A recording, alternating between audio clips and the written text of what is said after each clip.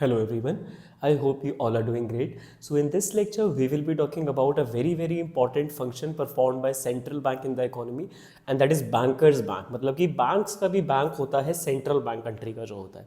बेटा हमारी कंट्री का सेंट्रल बैंक आरबीआई है और जितने भी कमर्शियल बैंक्स इंडिया में हैं, let it be SBI, HDFC, ICICI, इनका अकाउंट आरबीआई के साथ एसोसिएटेड होता है. हम लोग पब्लिक से बिलोंग करते हैं, हमारा अकाउंट कमर्शियल बैंक में होता है और कमर्शियल बैंक का अपना खुद का अकाउंट सेंट्रल बैंक के साथ होता है.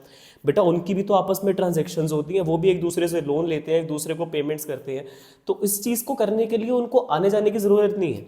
मतलब अगर किसी एक कमर्शियल बैंक को दूसरे कमर्शियल बैंक से लोन लेना है ताकि अपने कस्टमर को आगे वो लोन्स दे पाए, अभी हो सकता है फंड्स की शॉर्टेज है, अभी पैसे नहीं है, तो उन्हें किसी दूसरे बैंक से मदद लेनी पड़ रही है ताकि वो अपने लोगों को लोन दे पाए.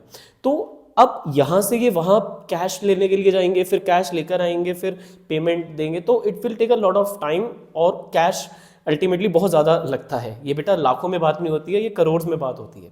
तो इसी रीज़न की वजह से बेटा आरबीआई इज़ देयर कि अगर आपको लोन चाहिए दूसरे बैंक से तो आप दोनों का अकाउंट आरबीआई में है, तो इस बैंक से पैसे डेबिट होंगे जिनको लोन देना है और जिस बैंक को लोन लेना उसके अकाउंट में पैसे क्रेडिट हो जाएंगे. फिर आगे ये कस्टमर को लोन देते रहेंगे और जब टाइम हो जाएगा तो ये इनकी पेमेंट ऑटोमेटिकली आरबीआई का अकाउंट है, दोनों बैंक्स का अकाउंट आरबीआई के साथ है, तो पेमेंट वो अकाउंट के थ्रू सेटल कर सकते हैं. ये जो समझा रहा हूँ ना मैं अभी, इसको बोलते हैं clearing house. RBI is responsible for clearing the settlements between the commercial banks in the economy. Commercial banks के जो आपस में रिसिट्स एंड पेमेंट्स होते हैं उनके क्लियरेंस के लिए RBI का अकाउंट यूज़ करा जाता है. तो इससे ताकि जो कैश की रिक्वायरमेंट है इकोनॉमी में वो थोड़ी रिड्यूस करी जा सके और जो उनके मेन फंक्शन है वो अपने परफॉर्म करते रहे और अल्टीमेटली RBI के अकाउंट के थ्रू ये फैसिलिटी उनको प्रोवाइड करी जाती है. फिर बेटा कस्टडी ऑफ कैश रिजर्व. तो जितने लोग पैसे बैंक में जमा करवाते हैं, बैंक तो चाहता है कि वो सब लोग लोन ले जाएं सारे पैसे ताकि बैंक को उस पर इंटरेस्ट मिले और बैंक की इनकम बढ़े. आरबीआई बोलता है नहीं, जितने पैसे बैंक आपके पास लोगों ने जमा करवाए, कमर्शियल बैंक की बात कर रहा हूँ, कमर्शियल बैंक में जितने पैसे हम जमा करवाते हैं बैंक को उसमें से कुछ पैसे आरबीआई के पास एज अ सिक्योरिटी रखवाने पड़ते हैं ताकि बैंक सारे पैसे का लोन ना दे दे. क्योंकि कल को जब लोग अपने पैसे वापस बैंक में लेने के लिए आएंगे तो बैंक वाले उनको ये आंसर थोड़ी करेंगे कि सर आपके पैसे ना हमने किसी को लोन में दे रखे हैं, जब वहाँ से आ जाएंगे फिर हम आपको आपके पैसे रिटर्न कर देंगे. So that's not how banks work. Public का कॉन्फिडेंस इससे कम होगा और बैंक्स की जो ट्रस्ट वर्दीनेस है वो खत्म हो जाएगी इकोनॉमी से. तो ऐसा तो गवर्नमेंट भी नहीं चाहेगी और ऐसा कोई भी कंट्री नहीं चाहेगी, डिजास्टर हो जाएगा. तो इसी चीज़ की वजह से आरबीआई बोलता है बैंक, कमर्शियल बैंक, जितने पैसे लोग तुम्हारे पास जमा करवाएंगे उसमें से कुछ पैसे तुम हमारे पास कस्टडी में रखवाओगे, बाकी पैसे तुम अपने पास खुद रिजर्व करोगे, फिर जो पैसे बच जाएंगे वो तुम आगे लोन में दे सकते हो. तो जो पैसे आरबीआई के पास रिजर्व में रखवाने पड़ते हैं उसको बोला जाता है cash reserve ratio, in short CRR. तो percentage of deposits that a commercial bank has to maintain with RBI is called as cash reserve ratio. तो एक सर्टेन अमाउंट की कस्टडी आरबीआई ने रख ली कि हाँ भाई पब्लिक तुम्हारे इतने पैसे हमारे पास सेफ हैं, तो आराम से बैंक में पैसे जमा करवाओ, इतने पैसे तो तुम्हारे लोन में नहीं दिए जाएंगे, उसकी सिक्योरिटी हम लेके चल रहे हैं. तो अच्छा फंक्शन है ये. नेक्स्ट है लेंडर ऑफ लास्ट रिजॉर्ट. अब अगर एक कमर्शियल बैंक को लोन की रिक्वायरमेंट थी, दूसरे कमर्शियल बैंक ने रेट ऑफ इंटरेस्ट ज़्यादा बता दिया, इसने बोला कमर्शियल बैंक ने कि नहीं यार बहुत ज़्यादा रेट ऑफ इंटरेस्ट आप चार्ज कर रहे हो, मैं आरबीआई से लोन लेना प्रेफर करूंगा. तो कमर्शियल बैंक बोलेगा ले लो. आरबीआई थोड़ा सा फॉर्मेलिटीज़ में टाइम लगाता है लोन देने में. यहाँ कमर्शियल बैंक की तो बेटा डील मिनट्स में हो जाती है, बट आरबीआई से लोन प्रोसेस होने में थोड़ा टाइम ज़्यादा लग जाता है. तो स्टिल अगर मार्केट में रेट ऑफ इंटरेस्ट कुछ ज़्यादा ही चल रहा है आपस में कमर्शियल बैंक्स का, क्योंकि इकोनॉमी में मनी सप्लाई ज़्यादा चल रही है, तो जो आखिरी उम्मीद होती है कमर्शियल बैंक के लिए लोन लेने की वो होती है रिजर्व बैंक ऑफ इंडिया. तो रिजर्व बैंक ऑफ इंडिया से वो लोन ले सकते हैं at 2 types of rate of interest. Short time के लिए बोरो करेंगे तो रेपो रेट होता है, लॉन्ग टर्म के लिए बोरो करेंगे तो बैंक रेट होता है. मेनली होता तो रेट ऑफ इंटरेस्ट ही है. हम लोग जाके बैंक से लोन लेते हैं, बैंक हमें इंटरेस्ट कोट करता है कि इतने इंटरेस्ट पे लोन देंगे जी.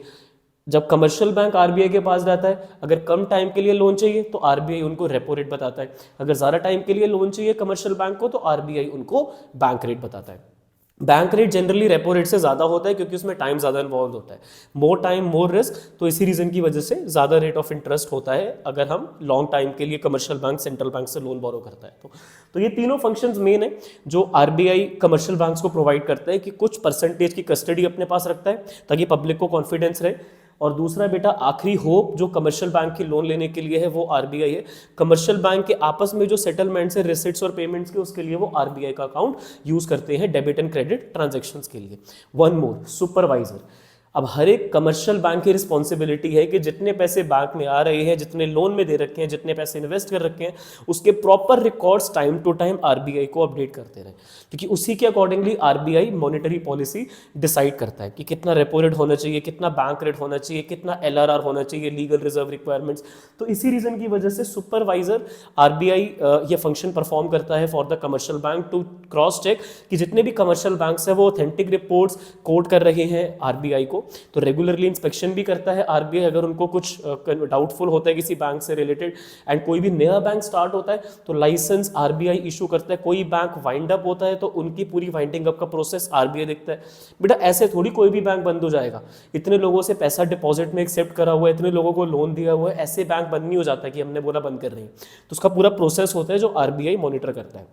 तो दीज 4 फंक्शंस हो गए टोटल ना, बैंकर्स टू द बैंक में जो कमर्शियल बैंक्स के लिए बैंकिंग के ऑपरेशंस आरबीआई परफॉर्म करता है। एक तो कैश रिजर्व की कस्टडी, एक उनकी last hope, lender of last resort for giving the loan to the commercial banks, और क्लियरिंग हाउस का फंक्शन, और एक सुपरविजन का फंक्शन। ये चारों के अलग अलग पॉइंट्स ऐसे बनेंगे। मैं पिछले वाले लेक्चर में बताना भूल गया था, बैंकर टू द गवर्नमेंट में भी बेटा हमें ये तीनों पॉइंट्स बताने हैं, बैंक वाला भी बताना है, एजेंट वाला भी और एडवाइजर वाला भी। तो इसके 3 पैराग्राफ, सेकंड वाला तो एक सेंटेंस ही हो गया बेसिकली, थर्ड वाला भी सेंटेंस है। बैंकर में थोड़ा डिटेल में आना था इसमें, और इस वाले फंक्शन में बैंकर्स बैंक सुपरवाइजर में प्रॉपर 4 पैराग्राफ्स आपको एक्सप्लेन करने हैं फॉर कमर्शियल बैंक जो सेंट्रल बैंक उनके लिए परफॉर्म करता है फंक्शंस।